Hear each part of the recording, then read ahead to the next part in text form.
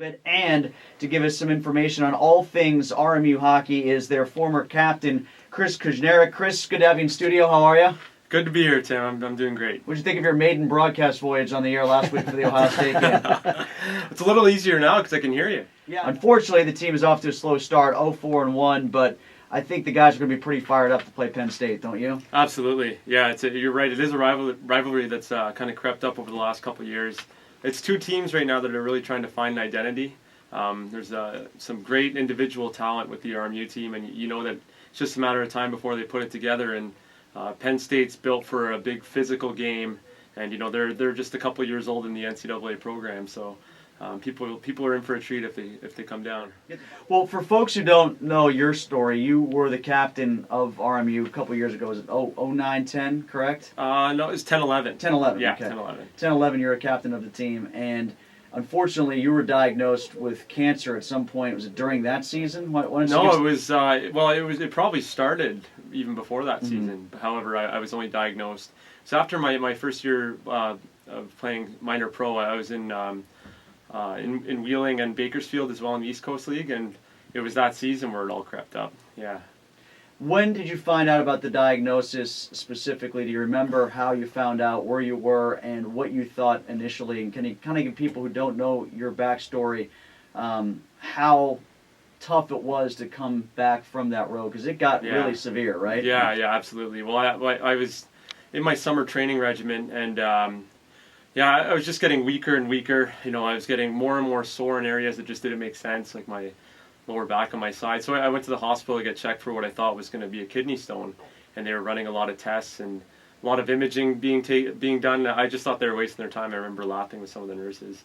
I think I'll be out of here tomorrow on some antibiotics, and you'll never see me again. And but yeah, when the news came back, they told me I had stage 4 testicular cancer with metastasis to my abdomen and my liver, and I knew I was in for one heck of a battle, and that I was. And you know, it's definitely a very uncertain time. It brings a lot of anxiety in the family, but you know, having said that, people have to know that you can get through it, even with a not so favorable diagnosis. You can get through it, and you can be stronger from it, and that's why I'm here today. You said, was there ever a moment, or were there ever words from the doctors saying you might want to prepare yourself, you're not going to make it? Yeah, well, yeah. So I'm from Canada, so the original course of chemotherapy was done in my hometown of Ottawa, and when I required specialized treatments, when the cancer became resistant to the chemotherapy, that's when I needed the specialized treatments in the U.S., and that's where there was so much uncertainty, and that I had such a limited time left. I was given 6 months from the time that happened, and I just had to find a way to get it done. You know, I'm a strong believer in life that if you want something, you got to go for it, or you have to go for it. You have to reach out and exhaust all the possibilities. So that led me to a Google search for testis cancer doctors, which led me to some web page someone just threw together, probably, you know, in an effort to maybe help save someone's life, which he did for me. Had information for a doctor in Indianapolis who actually treated Lance Armstrong, and he said, get down here as soon as you can. You're still treatable, and we'll get you back on the ice, and that he did. So what are you doing now? How I know you're skating with the team. Yeah. Well, all the treatments, like in total, I had 4 cycles of chemo, 2 bone marrow transplants, 3 operations, and 3 months of oral chemotherapy, and that just finished in July this year. However, I've been training since probably April, so I was training while I was on the chemo, just getting back into it. And now I feel actually pretty good. I'm really making a run at trying to play pro hockey again, and you know, the guys are right behind me. It's Men's Cancer Awareness Month, and all the guys are standing behind me, really trying to push this and get me back out there. Is there a line you have to draw between trying to get better from the cancer and trying to stay in the shape that you can to play the game? Yeah, I think psychologically, you know, my body wants. Psychologically, sometimes I tell myself, you know, it's you can't do this. You can't keep pushing yourself. You can't keep doing this. But you know, the competitor in me just wants to get back out there, and there's nothing that I think that can really stop me after going through something like this. You know, I've come such a long way that even when I have bad days, the good days are there to remind me how far I've actually come. Actually, every day is there to remind me how far I've come, because I had to start with just walking for 5 minutes again, and now I'm doing, you know, like 10K runs, and I'm skating with the guys, and I feel like I fit in okay. I was just going to say, obviously you had to rely on family and friends to help you get through that, but how much did you rely on teammates and what did your teammates do for you to keep you going through something like that? Well, it should be noted that since I was uninsured coming to the U.S. for treatments, they were going to cost my family $300,000 up front. Oh. So we didn't have nearly that sum of money, and my dad said, "Chris, like, you realize this is a prayer basically that you're sending out. You're going to just, we're unsure if we're going to be able to do this." And I said, "Dad, we're going to figure it out. Just watch and see." And that's what happened. The hockey community really came together.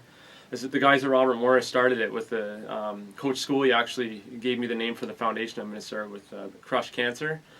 Crush was my nickname in juniors, so it all fit together. And then guys in the Penguins jumped in with donating items for auctions, and eventually we had raised $150,000 through the hockey community, and that was just phenomenal. Incredible. Yeah, absolutely incredible. It's amazing how tightly knit the hockey community really is. When was your last operation? Because you needed an operation on your liver, right? Yeah, well, what they did, they basically did 4 operations in one. So what I needed was they operated and removed 35% of my liver. They removed my gallbladder. They removed a kidney, and then some lymph nodes in my abdomen that were extremely large. But that operation was like 8 hours long or something, and it was a pretty long recovery from that. I shouldn't say that long because I recovered pretty well, but it was tough, But I knew, it's just like everything else, you get through it. Everyone's got challenges in life, and this just happened to be mine. And you're cancer free right now, right? Yeah. Well, come December, I'll be at basically the point where they want me to be, with clean blood work and clean scans, where I'll have a 2% chance of relapse. So that's in about a month. So I'm doing very well. Tell people who don't know what the team did with your jersey during the season last year. Yeah, so I was lying in bed getting poison shot into me, and I looked online and I saw a few tweets at me, and they hung my jersey in the room before every game, and I guess the guys were tapping it before they went out, and it was somewhat of a good luck charm for them, maybe a reminder of how blessed and fortunate they are to be playing this game, and at that stage as well. And it was really it was very moving for me and very humbling for me to see that they really stood behind me with it, and the guys still do now. Tell us what you're trying to promote and what the Crush Cancer Foundation is all about. Yeah, so it is Cancer Awareness Month, as you just said, Tim. And at the Island Sports Center for the home games, we're going to have a few events. In particular, one home weekend, I think it's the 22nd. We're going to be running a cancer awareness night. Some of the proceeds are going to go towards helping pay the remaining balance of my medical bills. And the foundation that I've started, the Crush Cancer Foundation, the proceeds from that are going to go to support local oncology programs, so depending where the events are held. Mm-hmm. And as well as supporting Dr. Einhorn, my doctor in Indianapolis, who saved my life, supporting his foundation, which is called the Conquer Cancer Foundation. And that's been responsible for so much groundbreaking cancer research. And something like this really opens your eyes to, like 20 years ago or 10, 15 years ago, a guy like me would have had no chance. But with all the funding going to research, now people like me can be treated. Yeah, and it's not just about getting through the day. It's, you could be getting back playing hockey again sometime soon, right? Yeah, oh yeah. I feel back to normal in some regards. Like my energy levels are good. Obviously conditioning is a factor, but yeah, like you can go through something like this and be right back to where you were. And lastly, for the game tonight, Penn State and Robert Morris, not just for the fundraising efforts, but just to get people in the seats and be aware of the big game between the two schools. Why don't you give a plug and have people be encouraged to come out for this one? Well, yeah, exactly. You're going to be in for a good one if you go. I know Penn State's got a few buses of students coming, so they're going to try and take over our barn, but we're not going to let that happen. And I know the guys are super excited, super fired up to play this game. And if you go, I guarantee you won't be let They're down. big buses from their big building, going to Little Island Sports Complex, yeah, that's right. Moon Township. So yeah, come on out and support the hometown team. That's right. Exactly. Hey, before you get out of here, what's the easiest way for somebody to find info on? Is there a website you can give us? Yeah, so we've all got individual sites together where people can help support my cause, but the central website where people were donating to help me out was myname.org, so chriskushneriuk.org. Okay. It hasn't been updated in a little bit, but it's still up and running, so if anyone wants to donate there, they can help me out. But we'll make it real easy. We'll link it on our site too, also. Thanks, guys. I appreciate that. And once I get the Crush Cancer site up and running, it's in the process right now. We'll get that up as well. Good for you. Yeah. Thanks for coming in and best of luck, all right? Thanks a lot, guys. Absolutely. And best of luck to the Colonials tonight against Penn State. I'll be on the play-by-play.